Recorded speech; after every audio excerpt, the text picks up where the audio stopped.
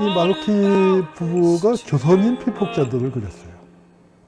조선인 피폭자들의 이야기가 당시 우리가 너무나 열악한 처지였기 때문에 일본 사람들이 처음 알리기 시작을 했다고 해도 과언이 아닙니다. 그래서 그 지난 시간에 뭐 불매운동을 하는 이 젊은 벗들에게도 이제 당부 말씀을 드렸습니다만,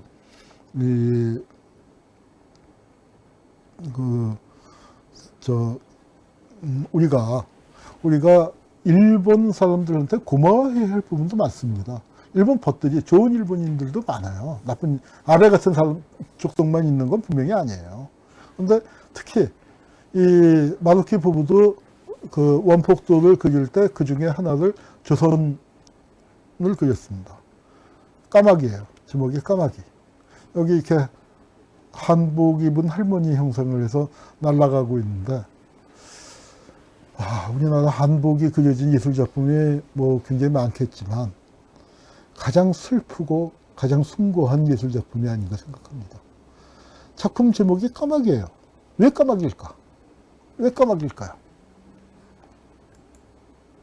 자, 여기 그 사연이 나옵니다. 그 사연이 글씨가 작아서 보이시나요? 하늘에서 보면은 저 멀리에 까마귀 떼가 있는 데 있죠. 거기 가면 뭐가 있냐면 시신더미가 있어요. 근데 그 시신더미가 대개 조선 사람들이에요. 왜? 죽어서도 차별을 당하는 겁니다. 죽어서도 차별을 당해요. 그래서 조선 사람들, 자, 다치면 어떻게 돼요? 아이고 하고 있으면 일본 사람들이 그냥 가는 거예요. 이따이 일본 말로 아파 하면은 데리고 와서. 그래서 뭐 이따가 통계표를 보겠습니다만 조선인 피해자들의 그 사망률이 압도적으로 높아요. 똑같이 피폭자 숫자에서도 일본인들에 비해서 조선 사람 비율이 그 피폭 당한 사람들 중에서 사망한 사람 비율이 압도적으로 높습니다. 왜 그럴까요? 1번, 조선 사람들에게 방사능이 나타내는 열과 폭풍과 방사능에 특별히 약한 유전자가 있어서 그렇다. 일본인에게는 없는 조선인에게 유전자가 있어서 그렇다. 그럴까요? 육체적으로, 형질적으로 우리 조선 사람, 일본 사람 뭐 큰 차이 없죠. 뭐 인간이 다 거기가 거기죠. 근데 왜 조선 사람이 많이 죽었을까요? 거기서도 원폭이 떨어지고 난 다음에 치료도 못 받고 방치되고 있었던 겁니다. 그래서 가장 늦게까지 남아있었던 시신더미가 조선 사람인데 거기 까마귀가 와서 뭐 했어요? 그래서 원자폭탄이 떨어진 뒤 제일 마지막까지 시체가 남은 곳은 조선 사람이었단다. 일본 사람은 많이 살아남았지만 조선 사람은 얼마 안 됐으니 어쩔 수가 없었지. 까마귀는 하늘에서 많이 나왔어. 까마귀가 조선 사람 시체에서 누나를 퍼먹었단다. 그래서 시신이 돼서 차별받는 그 사람들. 거기에 이 아름다운 치마 저고리가 날아가는 모습을 마루키 부부가 그린 겁니다. 그래서 원폭 그림, 조선 사람들의 희생을 조선에서도 얘기를 못할 때 마루키 부부가 그려줬어요. 그 비슷한 얘기를 우리 옛날 신문에 나카사키 원이라고 해서 나와 있는데, 마루키 그 부부는 히로시마를 그린 거지만 나가사키에서도 비슷한 얘기가 있어요. 비슷한 얘기인데 까마귀 가서 눈을 쪼지 않는다. 그런데 이게 멀리서 보니까 시신이 움직인다 이거예요. 시신이. 왜?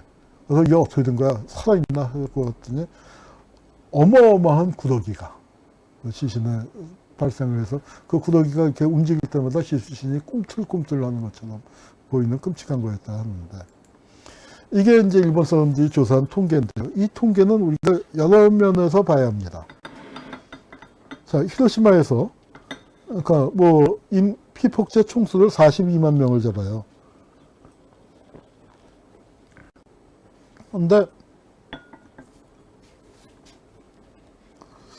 조선 사람은, 자, 일본인 피폭자 수가 3분의 1쯤 되죠. 13만 9천 명이니까. 42만 명 중에서 15만이니까 3분의 1이 좀 넘죠. 나가사키에서는 27만 명 중에서 7만 명이 죽었어요. 그러니까 한 4분의 1 조금 넘는 숫자입니다. 그런데, 그리고 전체로 치면은 피폭제 전체에서 69만 명 중에서 23만 명이 죽었으니까 딱 3분의 1쯤이 희생된 거예요. 그리고 이 숫자가 어때요? 뭐 피폭자 수는 500명 단위로 나오지만 폭사자 수는 한 명 한 명을 다 조사해서 명 단위로 끊기죠. 근데 조선인 피폭자 수를 보세요. 히로시마 5만 명이에요. 나가사키 2만 명이에요. 그래서 합계 7만 명이 피폭됐다고요. 1000명 단위도 아니고 10,000명 단위예요. 죽은 사람 숫자를 보면 기가 막히죠. 그냥 이것도 10,000명 단위예요. 이건 무슨 얘기입니까? 한 번도 조사를 안 했다는 얘기입니다. 주먹구구도 세세하게 한 게 아니고 얼마쯤 있었을까? 한 5만 명은 됐겠지. 나가사키는 이제 좀 적었으니까 2만 명쯤 있었어. 근데 얼마쯤 준 것 같아? 아유, 나가사키에서는 절반쯤 죽었어. 히로시마는 더 죽었어. 그래갖고 60%쯤 죽었어. 그래서 3만 명 잡은 거예요. 그러니까 이거는 한 번도 제대로 된 조사를 해본 게 없고, 그나마 이것도 일본 사람들이, 이 조선인 피폭자에 대해서 선구적인 관심을 가지는 사람들이 그 당시에, 언제쯤이냐면 74, 5년이니까 원자 폭탄 떨어지고 30년쯤 지난 다음에, 그러니까 1세대 사람들이 아직 많이 살아있을 때죠. 그때 그 사람들 탐문해갖고 들은 얘기해갖고 낸 겁니다. 그리고 거기서 귀국자 2만 명이 살았는데 그 중에서 15,000명이 귀국하고 일본에 남은 게 5,000명.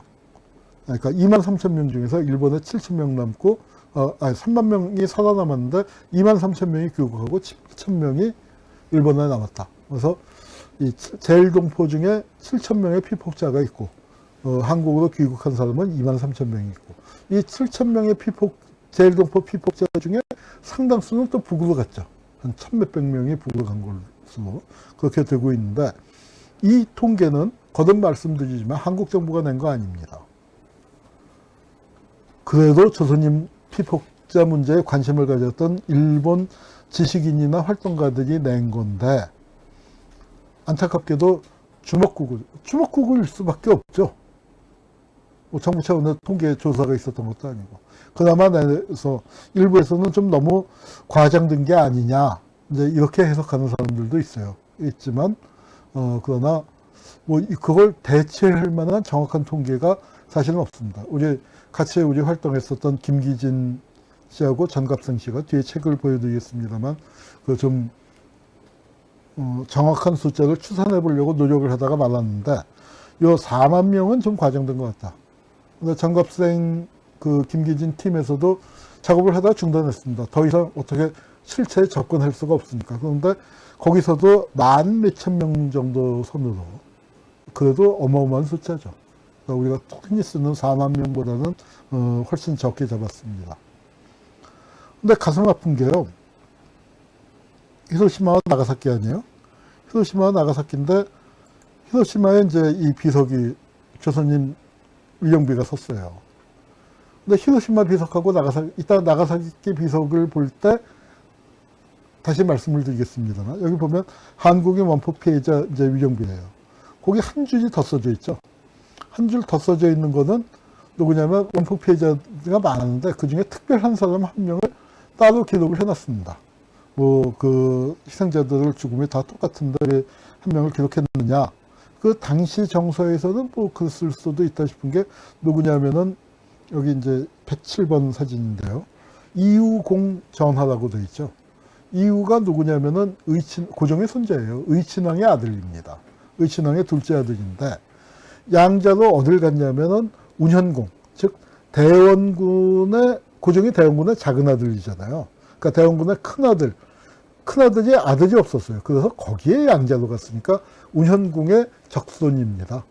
그러니까 조선 왕실에서 굉장히 중요한 위치인데, 이분이 히로시마에 근무하다가 그때 출근길에 폭격을 맞아서 흔적도 없이 말 타고 가다가 죽었어요. 그래서 이우공을 이제 기리는 이우공 전하가 이제 히로시마에서 전사했다 하고, 그러니까 히로시마에 원자탄 떨어진 것보다는 이유가 죽었다는 것을 이제 크게 당시에 매일신보에서 냈죠.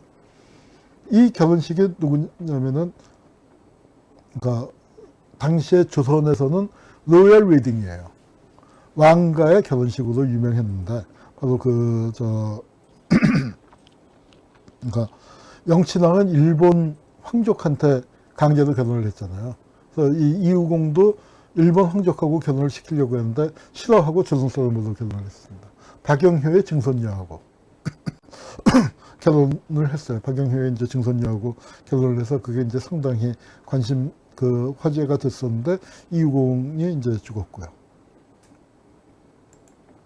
요번에 오바마가 요번이 아니죠. 2000 몇 년입니까? 16년 초인가요? 15년인가요? 히로시마를 방문했습니다. 그래서 히로시마를 방문하고 히로시마 평화공원에서 이제 가서 추모비에 헌화를 했죠. 근데 그때 한국에서 굉장히 요구를 한 게, 이 오바마가 갔었던 거리에서 200m가 채 안 떨어진, 한 150m쯤 떨어진, 그래서 일본의 원폭 희생자들의 위령비에서 한 150m쯤 떨어진 곳에 아까 본 이 위령비가 있습니다. 이 위령비는 처음에는 평화공원 바깥이에요. 조선 사람은 죽어서도 처벌받아서 평화공원 안에 안 세워줬는데 평화공원이 커지면서 지금은 평화공원 경내가 됐습니다. 그래서 이제 근데 거기에 갔는데 여기에도 오바마가 와서 헌화를 하면은 여러 가지 복합적인 의미가 있지 않겠냐. 한국에서는 굉장히 바랐는데 모르겠어요. 오바마한테 제대로 요구를 했는지 안 했는지. 여기 안 가고.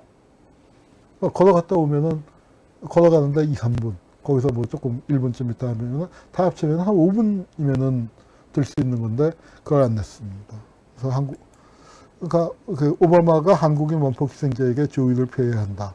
우리 여기 심진태 지부장님도 계시고 여러분이 계시네요. 자, 그래서 우리 한국인의 원폭 피해를 미국이 배상해야 한다라고 김영희 변호사, 탈핵 법률가 모임 해바라기의 대표도 있고 굉장히 열심히 활동하는데 뉴스에서 많이 보지 않으셨나요? 누구냐면 검찰 과거사 진상규명단의 조사단장을 맡았었죠. 그러니까 어때요? 나가서 내 같은 거 보면은 원폭괴도 나오고 위헌서에도 나오고 또 한일 유착 뭐 거기에도 나오고 해서 그놈이란데 우리 쪽에서도 이렇게 열심히 하는 분이 검찰 과거사 열심히 하는 분이 또 원폭 문제도 관심 갖고 열심히 이렇게 싸우고 있습니다. 저도 김영인 변호사 직접 만나서 인사한 적은 없지만 참 여러 가지 활동을 많이 하고 계시네요. 그래서 한국에도 이 미국에게 원폭 피해 배상을 청구해야 한다 하는 얘기가 아주 드물게 이런 목소리가 나오고 있습니다. 그리고 미국에서 재판하는 거 가능한데 미국은 이 재판은 가능한데 재판 비용이 워낙 많이 들어서 그게 문제고. 그다음에 또 여기 이제 경향신문에서 사각지대에 놓인 원폭 피해자 2, 3세 문제를 또 다뤄줬죠. 기사가 안 다뤄지는 건 아니에요. 근데 안타깝게 1년에 한 번, 요맘때 8월 6일, 7일, 8일, 9일 그때 잠깐 다뤄지고 다시 잊혀져 버리는 그게 매년 반복되었습니다. 이게 나가사키예요. 나가사키는 히로시마보다 더 그렇죠. 여기 비록 글씨 보입니까? 수도비인데 여기는 조선인이에요. 히로시마는 한국인이에요. 원폭에도 분단이 있는 거예요. 히로시마는 민단계가 주축이다. 원폭을 맞을 때 민단이나 총련이 어디 있고 뭐 우리가 분단 안 돼 있었죠. 그런데 원폭 희생자를 기리는 데서도 분단이 있어서 히로시마가 아마 일종의 타협이 된 것 같아요. 히로시마는 한국으로, 나가사키는 조선으로 그렇게 했습니다. 그런데 이제 건립 주체면에서도 좀 차이가 있었던 게 히로시마는 그러니까 우리 민단 동포들이 이제 좀 많은 역할을 했다면 나가사키는 일본 사람들이 또 주는 역할을 했습니다. 이제 그 차이가 있는데 일공 얘기는 했고. 자, 우리 한수산 선생이 까마귀론 소설을 썼죠. 바로 까마귀, 아까 원폭도에서도 카라스라고 해서 까마귀 얘기가 나오지 않습니까? 까마귀라고 5권짜리 소설을 썼어요. 이 한수산 선생이 나가사키에 가서 그걸 보고, 그 다음에 일본 사람들이 자기를 잘 모아놨거든요. 이 까마귀에서 중요하게 다뤄졌었던 얘기가 군함도입니다. 그래서 이 군함도 문제가 다시 그 얘기가 됐을 때 이 소설을 좀 축약을 해서 이 군함도 부분을 집중적으로 해서 두 편이 나왔죠. 이게 한순산 선생이 새로 쓴 게 아니고 그런 오래전부터 사람들 관심 안 가질 때부터 이렇게 했는데, 이거를 할 수 있었던 건 바로 일본인 다카자나 선생님, 한 2, 3년 전에 세상을 뜨셨습니다. 다카자나 선생님 같은 분이 이 군함도 얘기를 아주 끈질기게 파헤쳤죠. 끈질기게 파헤쳤습니다. 다카자나 선생의 사부격이 오카 마사하루 목사님이에요. 기독교 목사님인데, 이분이 이 나카사키의 이 평화자료관을 만드는 그런 활동을 하셨고, 그러니까 우연히 군함도 희생자의 명단을 입수한 거예요.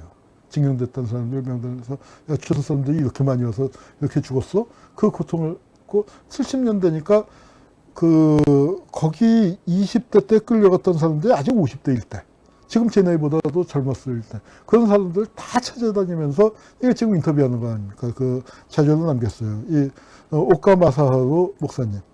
그러니까 이렇게 일단 이제 말년에는 머리가 벗겨지셨네요. 그래서 오카 마사하루 목사님이 94년에 돌아가셨는데, 이 오카 마사하루 목사님이 모았었던 자료들을 토대로 해서 나가사키 평화자료관이 만들어집니다. 그 평화자료관의 관장이 바로 다카자네 선생님. 되게 젊었죠? 이거 만나봐요. 수염부터 하얘집니다. 보면은 30대 정도밖에, 후반이나 40대 정도밖에 안 돼 보이는데, 우리 지금 정준호 목사님 연배 정도밖에 안 돼 보이는데, 수염은 하얗죠. 수염은 하얗습니다. 그러니까 이분이 이제 이렇게 돼서, 이렇게 될 때까지 일관되게 이 평화자료관, 이걸 지키면서 활동을 해오신 거예요. 이런 분들은 진짜 우리가 진짜 동상 세워줘야 한다고 생각합니다. 이런 분들이 처음부터 자료 모으고, 이런 분들이 하나하나 자료를 모아서 그나마 군함도도 지금 우리가 알게 된 거고, 나가사키 지역의 원폭 피해자들에 대해서도 우리가 조사를 할 수 있게 된 거죠. 그래서 여기서 강제 합병에 대해서 일본 국민으로서 사죄한다. 원폭과 조선인에 대한 책자들을 이 자료관에서 많이 냈습니다. 근데 일본에 가면 자료관이 나가사키에 가면은 원폭 기념관이 2개가 있어요. 하나는 요 조그만 이 오카 마사하루 기념 평화자료관입니다. 그리고 다카자나 선생님이 관장을 하고 계셨었던 것이고, 또 하나는 나가사키 시에서 지은 건데 너무 틀려요.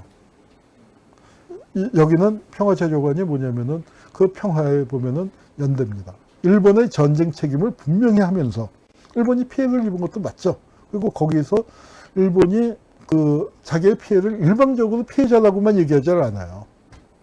우리로 인해 피해를 받은 사람들, 우리로 인해서 애꿎게 와서 죽은 사람들까지 같이 얘기하는 그런 공간입니다. 그런데 히로시마 평화 기념관이나 지에서 세운 나가사키 기념관 같은 데는 가해자로서의 일본이 사라져 버렸어요. 원폭은 압도적이기 때문에 원폭의 문제를 얘기하는 것은 중요하다고 생각을 합니다. 그러나 그리고 원폭을 갖고 거기서 평화 얘기가 얼마든지 할 수 있다고 생각해요. 그렇지만 자신의 가해자의 책임 속에서 평화를 얘기할 때 그 평화에는 일본으로 인하여 피해를 받은 사람들, 일본으로 인하여 히로시마 나가사키에 끌려와서 목숨을 잃은 무고한 조선인 중국인의 피해까지를 같이 보듬는 게 되죠. 나가사키 평화자료관 같은 경우에는 그런 점에서 아주 모범이 되는 좋은 곳이라고 할 수 있습니다. 이 다카자나 선생님이 교과서 왜곡 문제에 대해서도 한 말씀 하시고, 합참 평화의 집도 또 방문을 하셔서 하셨었습니다. 또 한 번 우리가 기억해야 할 분이 이치바 준코라는 분이 계세요. 이 외에도 많습니다. 많지만 오늘 꼭 이 오카마사하루, 다카자나, 이치바 준코 이 세 분은 꼭 좀 말씀을 드리고 싶어서 사진을 찾아왔습니다. 이 한국의 히로시마 합천의 얘기를 썼고, 이 책을 그 김영률 씨가 부탁을 해서 번역을 이렇게 돼서 역사 비평사에서 이제 그 가능도 됐는데, 이제 나이가 많이 드셨죠. 요 사진은, 이 오른쪽 요 사진은 바로 며칠 전 얘기예요. 며칠 전에 합천에 오셔서 거기서 이제 그 추도사를 하고 계신 장면입니다.